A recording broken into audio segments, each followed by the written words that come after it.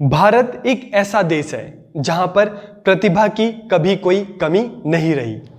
अलग अलग समय पर यहाँ पर अलग अलग विद्वान आए, अलग अलग फिलोसफर्स आए, जिन्होंने अपने ज्ञान के प्रकाश से इस समाज को, इस देश को हमेशा प्रकाशित किया, यहाँ की लोगों की समस्याओं को हल करने का प्रयास किया। तो आज हम एक ऐसे ही व्यक्तित्व की बात करेंगे, एक ऐसे ही फिलोसफर की बात करेंगे जिन्होंने अपने ज्ञान के प्रकाश से इस समाज को, इस देश को प्रकाशित करने की कोशिश की। तो आज हम बात करने वाले हैं श्री अरविंदो जी की, जो बचपन से ही बहुत ज़्यादा प्रतिभाशाली थे। और इनके फादर जो थे वो वेस्टर्न कल्चर से इतना ज़्यादा प्रभावित थे कि चाहते थे कि जो अरविंदो हैं वो वेस्टर्न एजुकेशन लें और आगे चलकर एक अच्छी पोस्ट पर जाएं। तो इसीलिए जब अरविंदो जी छोटे थे तो इनके फादर ने इनको स्टडी के लिए इंग्लैंड भेज दिया और इंग्लैंड में रहकर अरविंदो जी ने वहाँ पे French, German, Spanish, Italian, English, इन सभी भाषाओं की स्टडी की। इसके बाद उस टाइम का जो सबसे टफ एग्जाम हुआ करता था आईसीएस, जैसे आज आईएएस होता है उस टाइम आईसीएस होता था, उस एग्जाम का रिटन क्लियर किया। लेकिन उनका उसमें मन नहीं लगा और वहाँ पे सब कुछ छोड़कर वापस इंडिया लौट आए और यहाँ पर पढ़ाने लगे। और इसके साथ साथ इन्होंने इंडियन लैंग्वेज भी सीखी। कौन कौन सी लैंग्वेज? मराठी, गुजराती, बंगाली और संस्कृत भाषा को सीखा। लेकिन आगे चलकर जब 1905 में 1905 में जब बंगाल का पार्टीशन हुआ तो ये अंग्रेजों के विरुद्ध खड़े हो गए और उनके खिलाफ लिखने लगे और अपनी आवाज को बुलंद करने लगे। और जब 1908 में अलीपुर बॉम्ब केस जो हुआ उसमें इनको जेल में डाल दिया गया। तो एक रोज जेल में इनको आत्मानुभूति हुई, जिसको हम कहते हैं सेल्फ रियलाइजेशन। और जेल से रिहा होने के बाद इन्होंने सब कुछ छोड़कर पौंडुचेरी में जाकर वहां पे अपना एक आश्रम खोला, श्री अरविंदो आश्रम। श्री अरविंदो जी उस टाइम के एजुकेशन सिस्टम से बहुत ही ज़्यादा असंतुष्ट थे। इनका मानना था कि सिर्फ इंफॉर्मेशन ही कलेक्ट करना ही एजुकेशन नहीं है। एजुकेशन वो है जो स्टूडेंट का, बच्चों का ऑलराउंड डेवलप करे, वही रियल एजुकेशन है।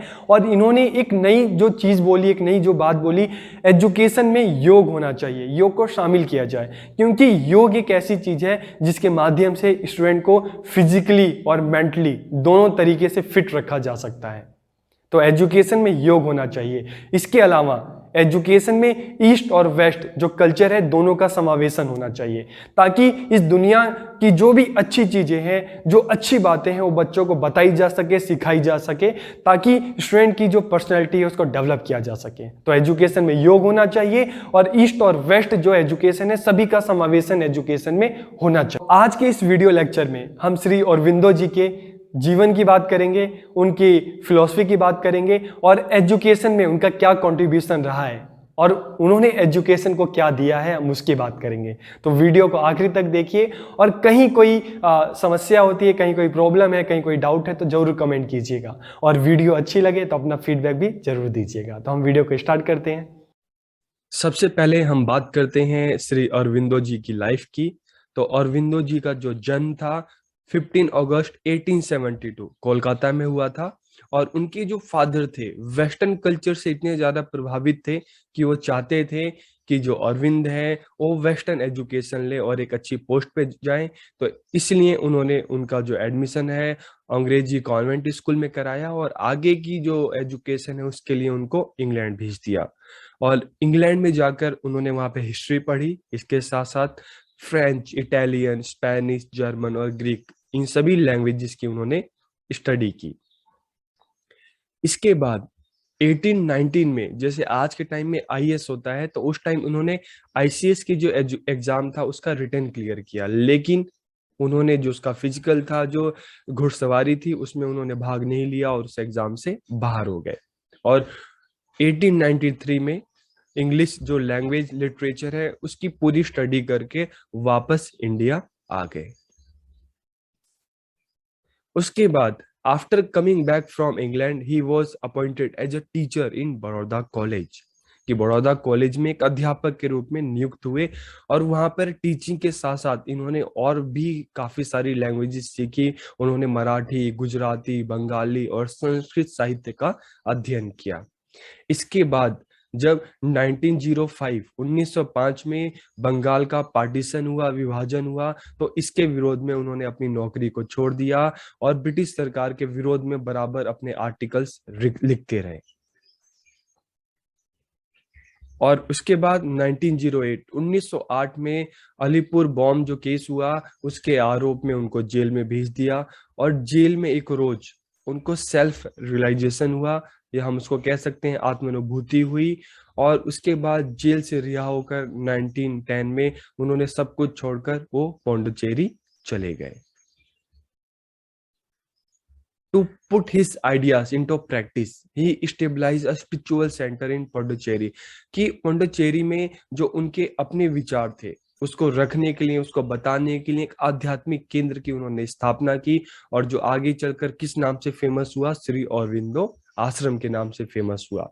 और while living in this ashram he spent the rest of his life in spiritual practice and yoga। कि उन्होंने इस आश्रम में अपना जीवन का बाकी जो भी समय था व्यतीत किया, और किसमें, आध्यात्मिक साधना में और योग में। और ही डाइड ऑन दिसंबर 5, 1950 कि 1950 में उनकी मृत्यु हो गई।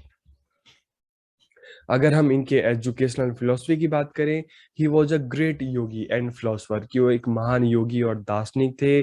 Spiritual practice, yoga and brahmacharya are the basis of his education philosophy. कि उनका जो एजुकेशन फिलोसफी था उसका बेस क्या था, तो उसका बेस था स्पिरिचुअल प्रैक्टिस, योग एंड ब्रह्मचर्य, ये इनकी फिलोसफी का बेस था।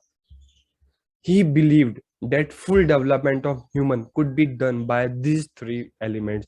कि उनका मानना था कि इन तीन तत्वों के द्वारा, कौन कौन से तीन फैक्टर हैं, तीन तत्व हैं, स्पिरिचुअल प्रैक्टिस, योग, ब्रह्मचर्य, इन तीन तत्वों के द्वारा ही ह्यूमन का कंप्लीट डेवलपमेंट, ऑलराउंड डेवलपमेंट हो सकता है। He was not satisfied with the education system prevailing in his time। कि उनके टाइम का जो एजुकेशन सिस्टम था उससे बिल्कुल भी संतुष्ट नहीं थे, बिल्कुल भी खुश नहीं थे। He said that the collection of information is not just education। सिर्फ इंफॉर्मेशन को कलेक्ट करना ही एजुकेशन नहीं है, बल्कि एजुकेशन क्या है कि जो भी अंदर की जो काबिलियत है बच्चे की, उसको बाहर लाना। True education is that we develop the inherent power of man. कि सच्ची शिक्षा वो है जो मनुष्य की, जो बच्चे की जो अंतर्निहित शक्तियां हैं, जो इसकी इनहेरेंट पावर है, उसका विकास करे। तो सिर्फ इंफॉर्मेशन को कलेक्ट करना एजुकेशन नहीं है, बल्कि एजुकेशन वो है जो भी बच्चों की काबिलियत, जो आंतरिक काबिलियत है, जो उसकी क्षमता है, उसको डेवलप करे। Special emphasis on yoga in education. कि उन्होंने अपनी एजुकेशन फिलोसफी में किसको ज्यादा इंपॉर्टेंस दी, योग को। इसके अलावा the union of east and west, तो उनका मानना था कि जो ईस्ट एंड वेस्ट जो है एजुकेशन है, जो कल्चर है, उसका एक यूनियन होना चाहिए। चाहे ईस्ट है चाहे वेस्ट है, वहाँ की जो अच्छी बातें हैं, जो अच्छी चीजें, वो सारी चीजें बच्चों को सिखाई जानी चाहिए। तो इससे हमें एक चीज और देखने को मिलता है, world love, universal brotherhood and universal unity. तो इनकी बात करते थे, विश्व प्रेम, विश्व बंधुत्व और विश्व एकता। Real education builds knowledge, character and culture. की असली शिक्षा वो है जो ज्ञान, चरित्र और संस्कृति का निर्माण करती है। Religious education is important for the all round development of the child.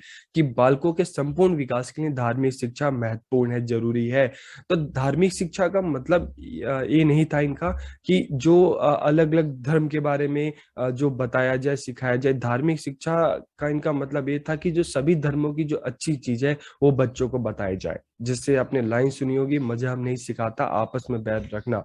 तो रिलीजियस एजुकेशन पे उन्होंने फोकस किया कि जो भी सभी धर्मों की जो अच्छी बातें हैं, अच्छी चीजें हैं, वो बच्चों को बताई जाए, ताकि बच्चे के मन में सभी धर्मों की जो अच्छी चीजें हैं वो बच्चों को पता हो, और सभी धर्मों की वो रिस्पेक्ट करें। अब अगर हम उनके प्रिंसिपल्स ऑफ एजुकेशन की बात करें, चाइल्ड सेंटर एजुकेशन की इन्होंने बात की। ऑब्जर्वेंस ऑफ ब्रह्मचर्य, जैसे हमने स्टार्टिंग में बात की कि बच्चों को ब्रह्मचर्य का पालन करना चाहिए ताकि वो अपनी एजुकेशन पे कंसंट्रेट कर सके। चाइल्ड साइकोलॉजी बेस्ड एजुकेशन, तो उन्होंने अपने एजुकेशन में बाल मनोविज्ञान को ध्यान में रखा।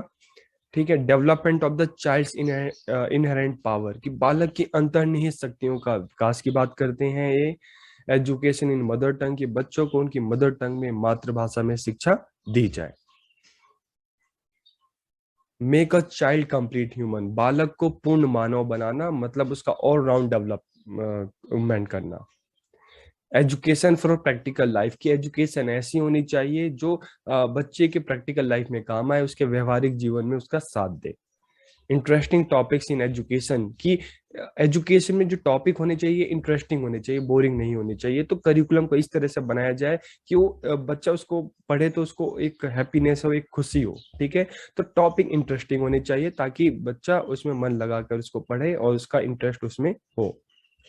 रिलीजियस एजुकेशन की धार्मिक शिक्षा होनी चाहिए, जैसे मैं आपको बता चुका हूँ कि धार्मिक शिक्षा का मतलब है कि जो धर्म की जो कट्टरता है उसकी शिक्षा ना देना, जब जब सभी धर्मों की जो अच्छी चीजें हैं वो बच्चों को बताई जाए, सिखाई जाए।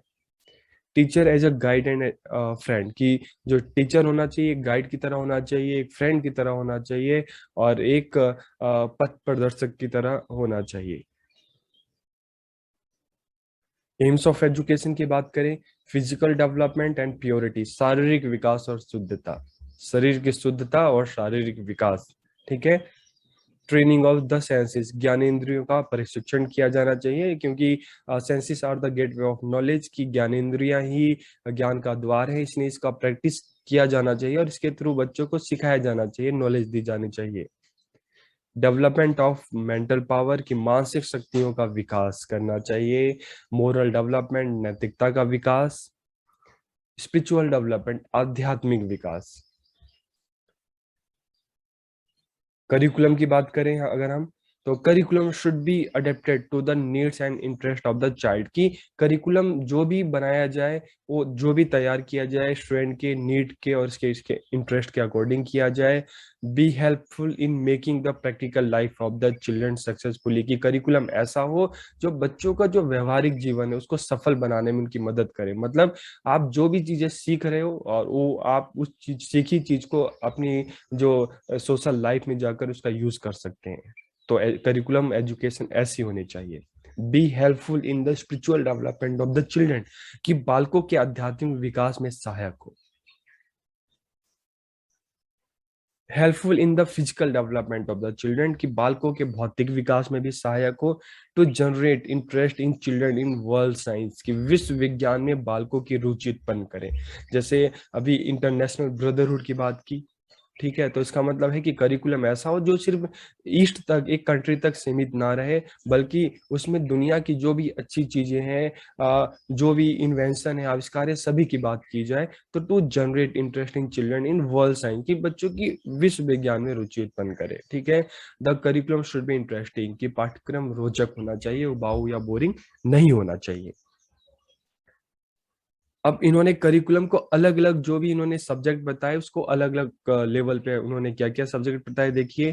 प्राइमरी लेवल, तो इसमें मदर टंग होनी चाहिए, English, French, general science, social study and painting होना चाहिए।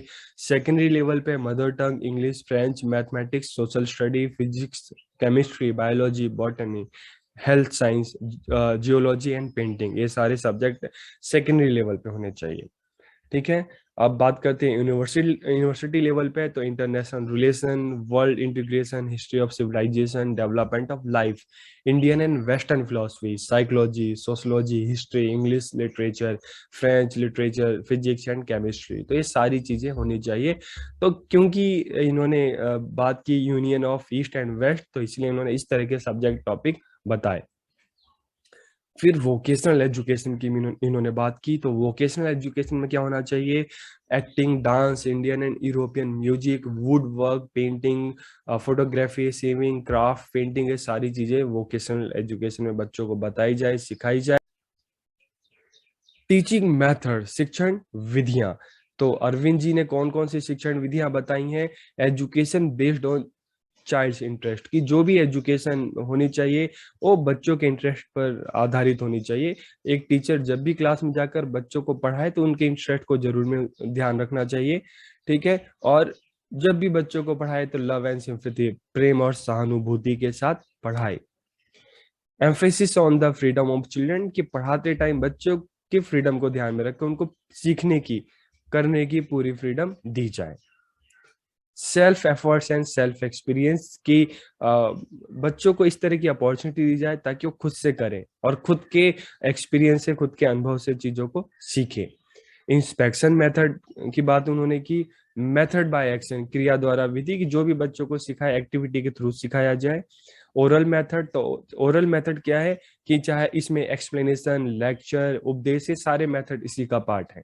ठीक है, जहां पे टीचर बोलकर बच्चों को बता रहा है, सिखा रहा है, तो oral method. Self study method, स्वाध्याय विधि। अब टीचर की अगर हम बात करें तो in Arvind philosophy of education the child gets primary and the teacher gets secondary place, कि अरविंद के शिक्षा दर्शन में बच्चों को प्राथमिक और शिक्षक को द्वितीय स्थान प्राप्त है।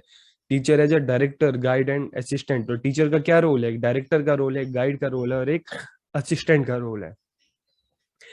Teaching keeping in mind the interest of the child, की बाल रुचि को ध्यान में रखकर ही शिक्षण किया जाए, बच्चों को पढ़ाया जाए। Instead of imposing knowledge on the children, preparing them for self education, की बच्चों के ऊपर ज्ञान को लादा ना जाए बल्कि उनको खुद से सीखने के लिए तैयार किया जाए, स्व शिक्षा के लिए तैयार किया जाए। The task of the teacher is not to impart knowledge to the children, की शिक्षक का कार्य बच्चों को ज्ञान देना नहीं है बल्कि उसको ये सिखाना है कि वो किस प्रकार से जो नॉलेज है उसको ले सकता है, उसको सीख सकता है। ठीक है, to teach them how they can acquire knowledge themselves, कि वो खुद से किस तरह से सीख सकता है। तो बच्चों को ज्ञान देना नहीं बल्कि उनको सीखने के लिए तैयार करना है खुद से। The teacher should have full knowledge of the abilities and capabilities of learner, कि शिक्षक को विद्यार्थियों की योग्यताओं और क्षमताओं का पूरा ज्ञान होना चाहिए।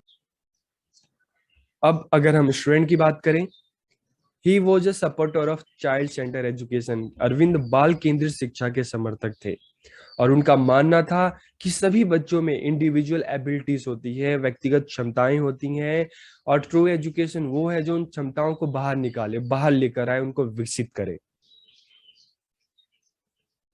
Truth should be followed by mind, action and word, कि स्टूडेंट की क्या रिस्पॉन्सिबिलिटी है, क्या काम है कि उनको अपने मन, क्रम, वचन से सत्य का पालन करना चाहिए, उनको अपने सेंसेस पे कंट्रोल करना चाहिए।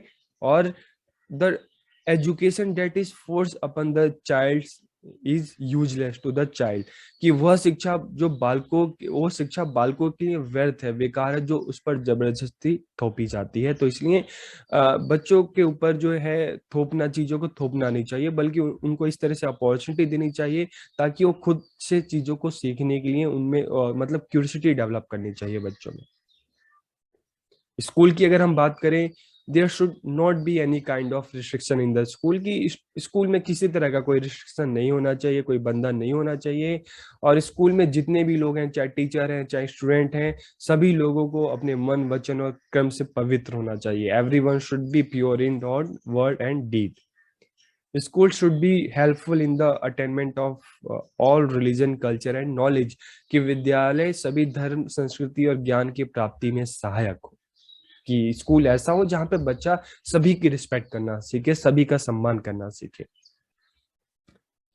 There should be no discrimination on the basis of colour, form, caste, country, religion in the school, कि स्कूल में किसी तरह का कोई डिस्क्रिमिनेशन नहीं होना चाहिए। There should be behaviour and development of love towards man, कि वहां मनुष्य के प्रति प्रेम का व्यवहार एवं विकास हो। The environment there should be helpful in taking the student toward perfection, कि स्कूल का वातावरण, एनवायरनमेंट ऐसा हो जो विद्यार्थी को परफेक्शन की तरफ, पूर्णता की तरफ ले जाए, जहां पे बच्चों का ऑलराउंड डेवलपमेंट हो सके। अगर डिसिप्लिन की बात करें तो opposed any form of corporal punishment, कि उन्होंने किसी भी प्रकार के शारीरिक दंड का विरोध किया है। Emphasis on discipline life through yoga, कि योग के द्वारा जीवन को अनुशासित करने पे उन्होंने जोर दिया है। To give importance to self discipline, की आत्म अनुशासन को महत्व देते हैं वो। और अगर कंट्रीब्यूशन की बात करें, emphasis on spiritual progress of man, कि उन्होंने, उनकी एजुकेशन की जो सबसे अच्छी बात है या कंट्रीब्यूशन हम कहते हैं कि उन्होंने इंसान के जो है स्पिरिचुअल प्रोग्रेस पे ज्यादा ध्यान दिया, क्योंकि कई बार इंसान को सब कुछ मिलने के बाद भी वो अंदर से खुश नहीं रहता। तो अंदर से मजबूती के लिए, ठीक है, अंदर से खुशी के लिए स्पिरिचुअल प्रोग्रेस बहुत जरूरी है, जिसकी उन्होंने बात की। Indian languages should be the medium of Indian instruction कि भारतीय शिक्षा का माध्यम भारतीय भाषा हो। Importance of religion in education की शिक्षा में धर्म को महत्वपूर्ण स्थान देते हैं। Special emphasis on yoga in education की शिक्षा में योग को महत्वपूर्ण स्थान दिया। The union of east and west, पूरब और पश्चिम जो संस्कृति है उसके मिलन की बात की। World of universal brotherhood and universal unity, विश्व प्रेम, विश्व बंधुत्व और विश्व एकता का इन्होंने प्रचार किया। तो आपको ये वीडियो कैसी लगी कमेंट करके आप जरूर बताइए, और किसी तरह का कोई डाउट हो, कोई क्वेश्चन हो तो आप कमेंट जरूर कीजिए और अपना फीडबैक जरूर दीजिए। तो आप सबका बहुत बहुत धन्यवाद।